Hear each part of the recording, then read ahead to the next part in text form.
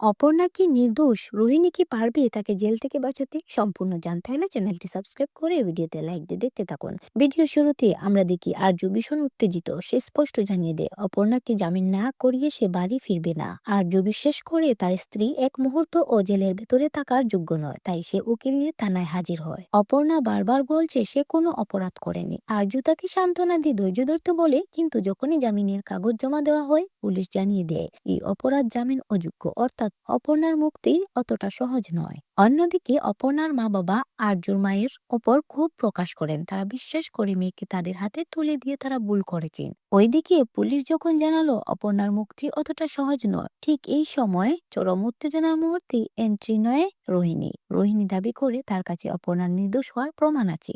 এরপর সে নাটকীয়ভাবে অপর্ণার সামনে গিয়ে সহমর্মিতা দেখায়। রোহিণীর এই হঠাৎ দয়া কি কোনো নতুন ষড়যন্ত্রের অংশ, নাকি সত্যিই অপর্ণা মুক্তি পাবে? জানতে হলে ভিডিওটি শেষ পর্যন্ত দেখুন এবং সাবস্ক্রাইব করে পাশে থাকুন।